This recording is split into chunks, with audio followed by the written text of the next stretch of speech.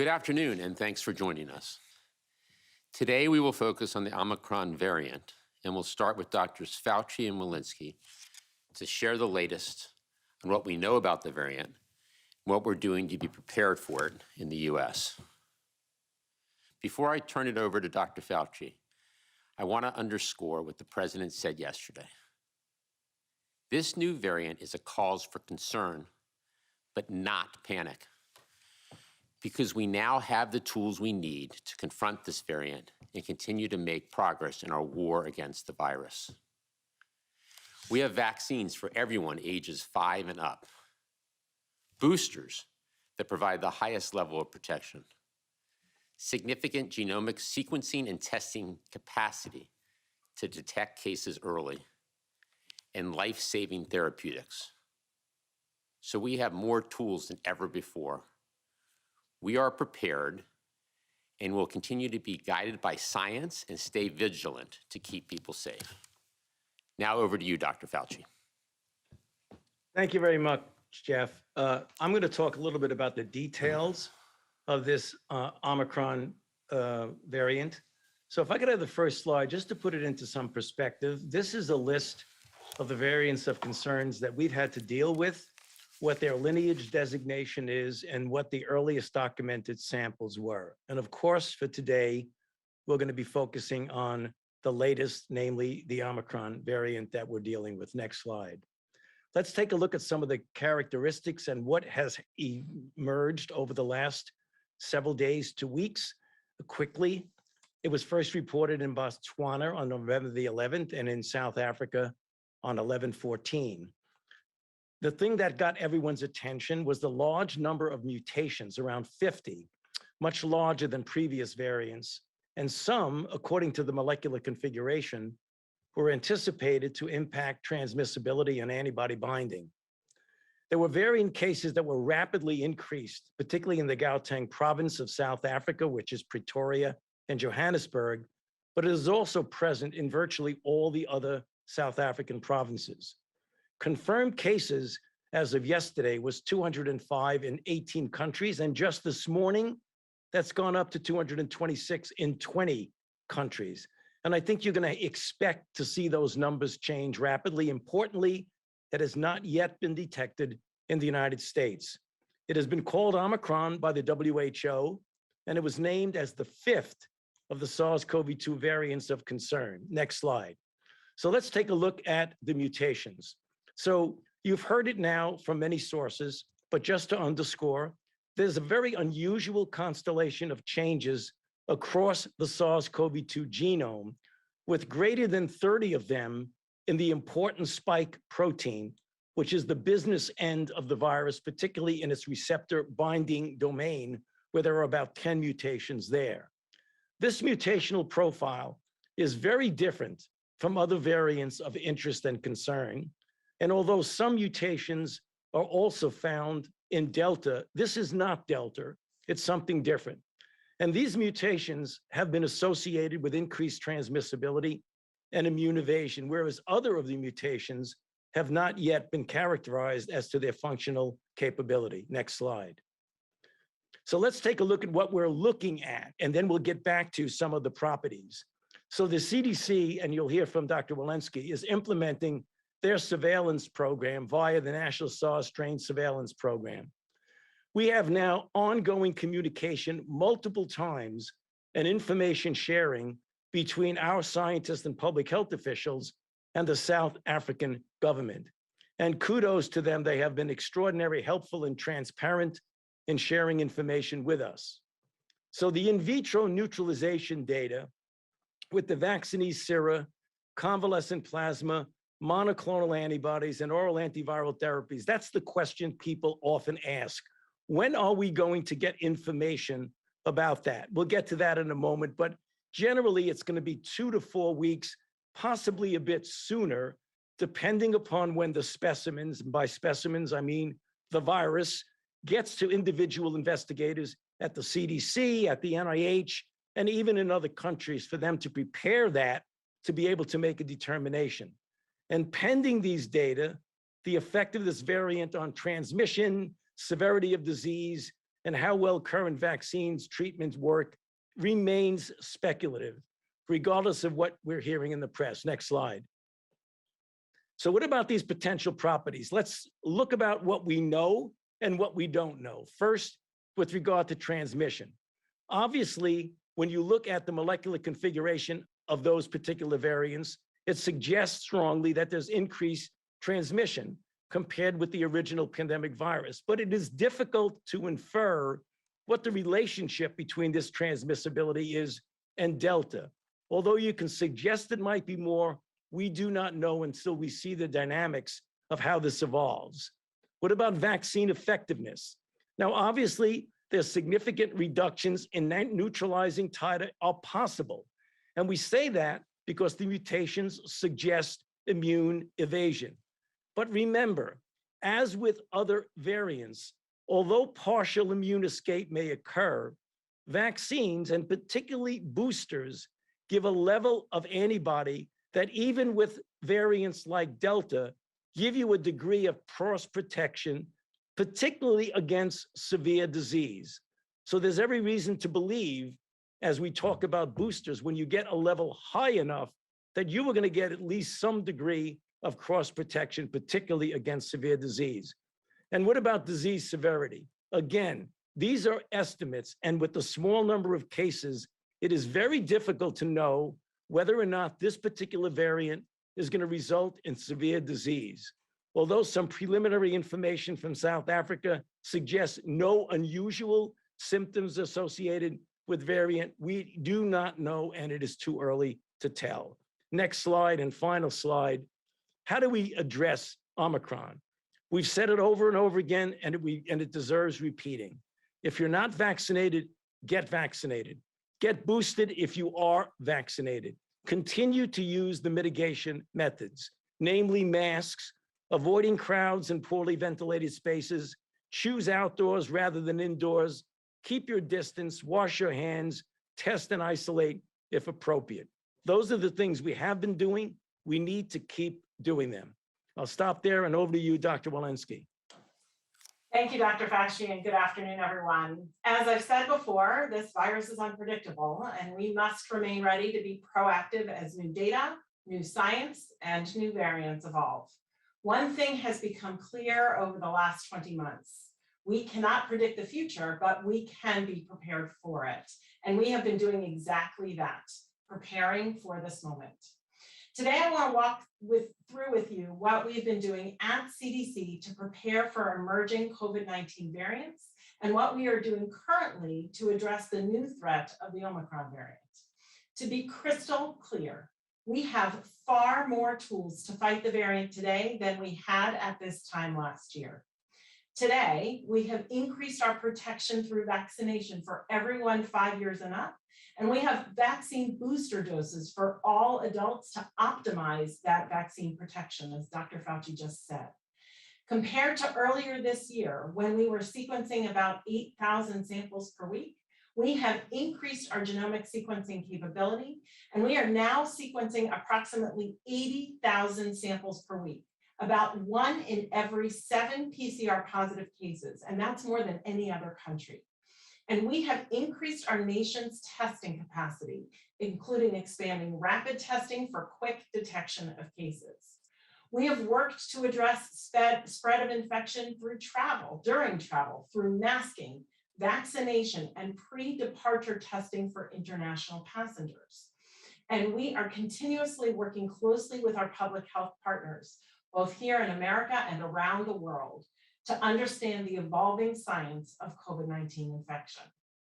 Let me express how grateful we are to the South African government and to their expert scientists who have been open in their communication and willing to share their data with CDC and the entire world.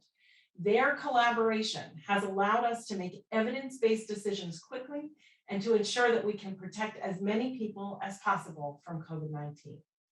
We are actively looking for the Omicron variant right here in the United States. Right now, there is no evidence of Omicron in the United States. The Delta variant remains the predominant circulating strain, representing 99.9% of all sequences sampled. Throughout the pandemic, as noted above, CDC has continuously monitored variants and vastly expanded our capacity for genomic sequencing over the past 9 months. We have received specimens from all 50 states, plus Guam, Northern Mariana Islands, Puerto Rico, and the Virgin Islands, and the District of Columbia.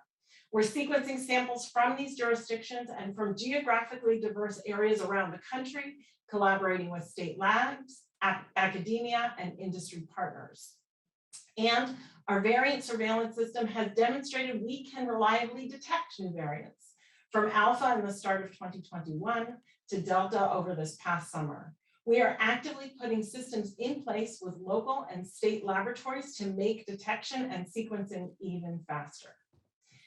As we have done throughout the pandemic, CDC is evaluating how to make international travel as safe as possible, including pre-departure testing closer to the time of flight and considerations around additional post-arrival testing and self-quarantine. Currently, CDC is expanding a surveillance program with Express Check to JFK, San Francisco, Newark, and Atlanta airports, 4 of the busiest international airports in the country. This program allows for increased COVID testing for specific international arrivals, increasing our capacity to identify those with COVID-19 on arrival to the United States, and enhancing our surveillance for the Omicron variant. Thanks to our updated travel policies earlier this month, we are also actively working with the airlines to collect passenger information that can be used by CDC and local public health jurisdictions to enhance contact tracing and post-arrival follow-up should a case be identified in a traveler. As we have done throughout the pandemic, we are holding regular, even daily calls with local county and state health officials and our public health partners. These calls include state, county, and city health officials, state epidemiologists, state laboratory directors, and partners from public health organizations. And we are conveying the knowledge we have at CDC to these partners, and we are relying on their local expertise to provide information back to us. CDC's efforts throughout the pandemic to understand and address variants such as Delta have provided us a unique experience in planning, preparing, and strategically responding to new variants as they emerge. We have the tools and surveillance in place to identify the Omicron variant. We also have the tools to prevent Omicron from increasing the strain on our society and our healthcare system. Evidence has repeatedly shown that prevention strategies work. With over 80% of our nation's counties still in substantial or high transmission, CDC continues to recommend wearing a mask in public indoor settings in these areas, washing your hands frequently, and physical distancing. These methods work to prevent the spread of COVID-19, no matter the genetic sequence. And as CDC said yesterday, all individuals 18 and older should get boosted to strengthen that protection. For the 45 million unvaccinated adults, now is the time to get vaccinated.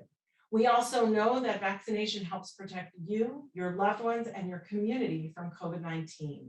And we fully anticipate this protection, at least in part, will be beneficial against Omicron. We don't know everything we need to know yet about the Omicron variant, but we know that vaccination is a safe and effective way to protect yourself from severe illness and complications from all known SARS-CoV-2 variants to date. Thank you. I'll now turn things back over to Jeff. Well, thank you, doctors. From the start, this virus has been unpredictable, and that's why we've been preparing for all scenarios, following the science, and acting aggressively to protect the American people. Vaccines remain our most important tool in our fight against the virus. And as Dr. Fauci said, while it will take a few weeks to have a definitive information on the transmissibility, severity, and other characteristics of the new variant, existing vaccines are likely to continue to provide a degree of protection against severe illness. Today, nearly 60% of all Americans are fully vaccinated. We now have a vaccine to protect our kids, with hundreds of thousands of children getting vaccinated each day. And importantly, we have boosters available to all adults for free at 80,000 locations across the country. More than 100 million adults are now eligible for a booster shot, but have not yet gotten one. We're working with governors, pharmacies, community health centers, and other partners to get these eligible individuals their booster shots. Our message is simple. If you were fully vaccinated before June, go get a booster shot today. Getting boosted will give you the highest level of protection from COVID and this new variant. If you're unvaccinated, or if your children are unvaccinated, the best thing you can do is get yourself and your kids their shots. It's the right thing to do for your own health and safety and from everyone around you and your community. The significant progress we've made on vaccinations and boosters puts us in a much stronger position to face Omicron. We believe the current vaccines provide at least some protection against this variant, and that boosters strengthen that protection significantly. In the event that additional measures are needed, we will be prepared. We're working with Pfizer, Moderna, and J&J to develop contingency plans for modifications to vaccines or boosters if they're needed. And we will ensure that the FDA and CDC review them as fast as possible while maintaining their rigorous scientific protocols. The President has been clear that we will spare no effort to protect people. We have significant testing capacity to detect cases, and based on their preliminary review, the FDA believes the high-volume PCR and rapid antigen tests widely used in the U.S. will be effective in detecting the variant. We also have therapeutics to treat those who do get COVID, and our medical team is actively evaluating the efficacy of these therapeutics against the new variant so that we are prepared. Since the emergence of Omicron last week, public health officials and experts across the federal government have been working closely with the world's scientific community. We're learning more every day, and we'll share that information with the public. And later this week, the President will release a strategy outlining how we plan to fight COVID this winter, building on the progress we have made. Let me close with this. We are working around the clock to ensure we're doing everything we can to understand this new variant and protect the American people and continue on our path out of the pandemic. We need each of you to do your part as well. So if you're one of the 100 million individuals who are eligible for a booster, get your booster. If you have kids, get your kids vaccinated. And if you're still unvaccinated, get your first shot now. With that, let's open it up for questions. Kevin? Thanks, Jeff. I know there's a ton of questions today, so please keep your questions to one question, as I always say, but especially today.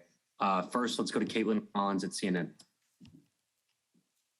Thanks. Two quick ones for you. One, has your definition of fully vaccinated changed? And if not, do you expect that it will?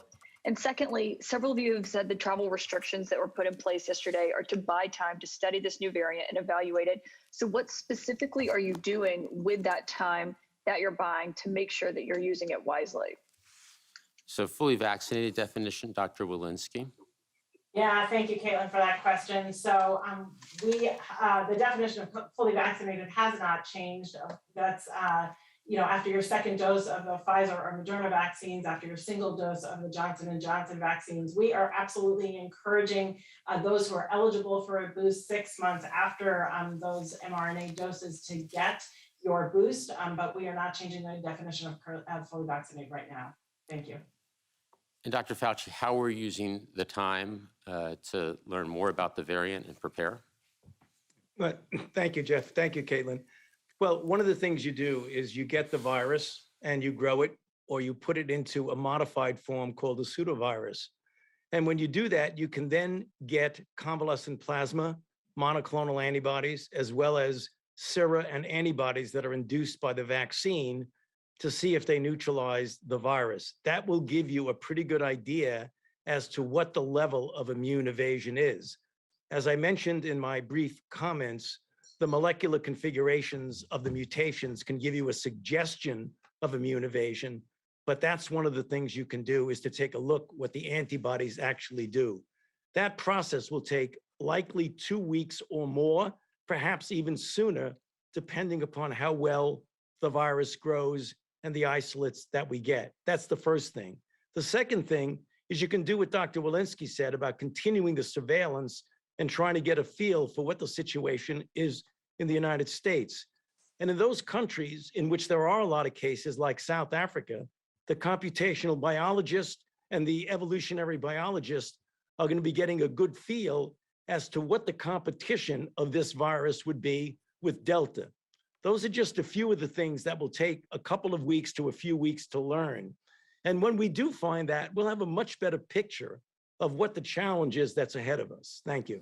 The only thing I'd add, Caitlin, is it's also a really important time for those who have not gotten their booster, 100 million eligible Americans, to get their booster, and for parents to get their kids their first shot or their second shot, and for those adults who yet to get vaccinated, for them to get their first and second shots. So operationally, we want to make sure that people are doing all they can to protect themselves. Next question. Go to Aaron Billups at Spec News. Hi, thanks for taking my questions. First, I was wondering, are enough Americans getting tested? Many people are taking rapid tests at home.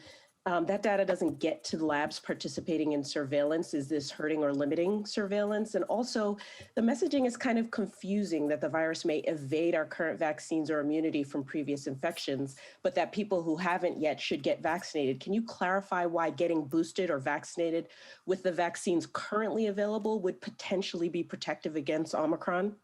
Okay, Dr. Walensky on the first question about testing and surveillance, and then Dr. Fauci on the protection of the vaccines. Yeah, so we're doing, about 1.5 million PCR tests every week. And of course, those rapid tests are really helpful from a public health standpoint. And many of those rapid tests that are positive are actually confirmed by PCR. So given that we have all of that testing going on, those tests now we're the PCRs, we are doing about 1 in 7 genomic sequencing. So a really broad amount of surveillance that is happening from a genomic sequencing standpoint. And there's really an important role of those rapid antigen tests so that people can continue to screen themselves and protect themselves. Dr. Fauci? Yeah, that's an excellent question. So let me explain. The vaccines that we used are directed against the original, what we call ancestral strain, or the Wuhan strain.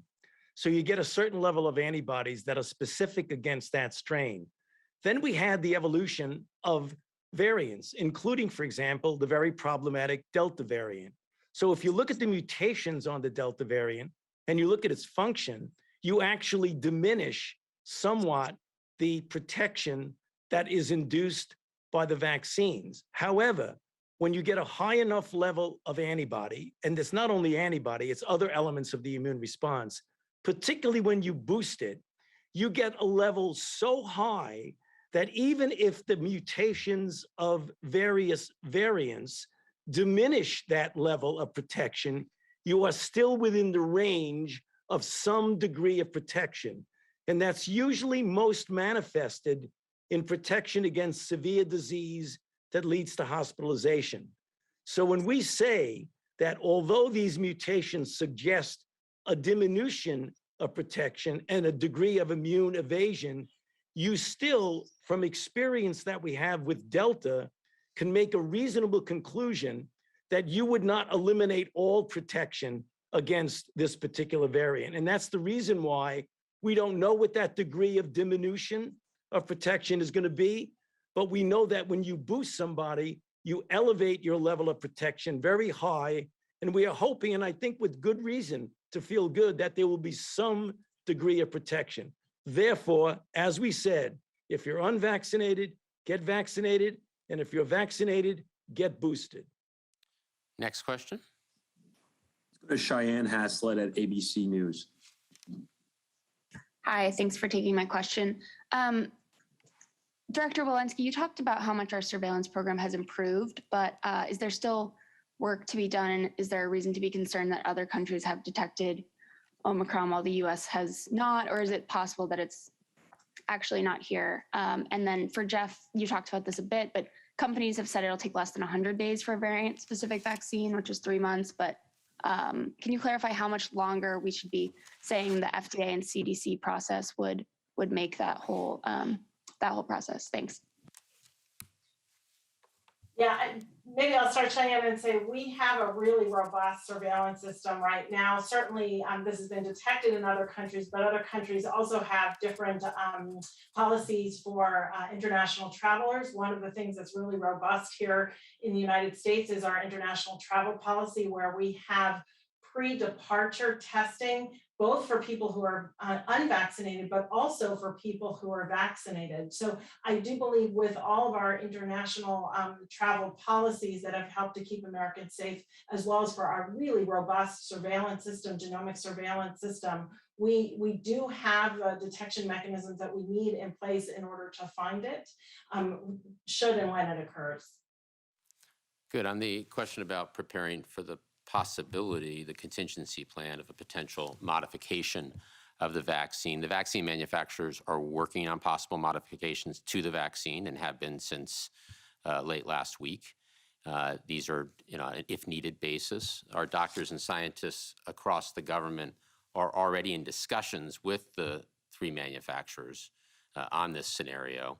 And this includes conversations about the most appropriate regulatory pathway for review and authorizations, discussions about the tests that would be most appropriate to study the vaccine effectively and efficiently. These conversations are happening as we speak in the spirit of being prepared for any scenario, and we will remain in close contact with the drug manufacturers through the days ahead as we learn more about the variant.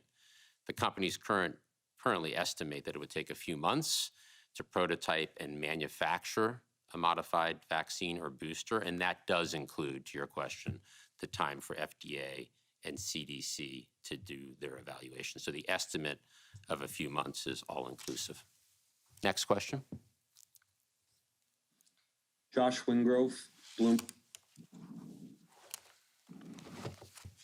Thank you kindly. Dr. Fauci, can you address the question of severity of disease from the cases that we know? It's been sort of widely said that we shouldn't overinterpret what has been seen as mild cases because some of these might be in younger people or be early on in the case sort of progression. Is that your view as well? In other words, what do we know so far? You said it's too early to tell, but what clues or breadcrumbs do we have about how severe these cases that we are seeing so far are? Thank you. Yeah, that's a good question. Be careful about breadcrumbs. It may not tell you what kind of loaf of bread you have because we really don't know. There have been, as you mentioned correctly, some anecdotal reports out of South Africa that the physicians, mostly private physicians, who've been seeing patients are seeing that they appear to be less of a severity of illness. But you said quite correctly, most of those are among younger individuals. We believe that it is too soon to tell of what the level of severity is. Dr. Walensky and I specifically asked our South African colleagues that on the most recent Zoom call that we had, and they agreed with us that it's too early to tell. They're hoping that it is going to, across the board, give a lower level of severity, but they don't know that right now. So they agree with us and we agree with them that it's just too early to make a definitive prediction about what the severity is going to be. We will know, though, because they are really looking at this very carefully. That gets to the 2 to 4 weeks that I was talking about on one of the slides. We should have a much better idea within the next few weeks. Next question. Shannon Pettypiece, NBC.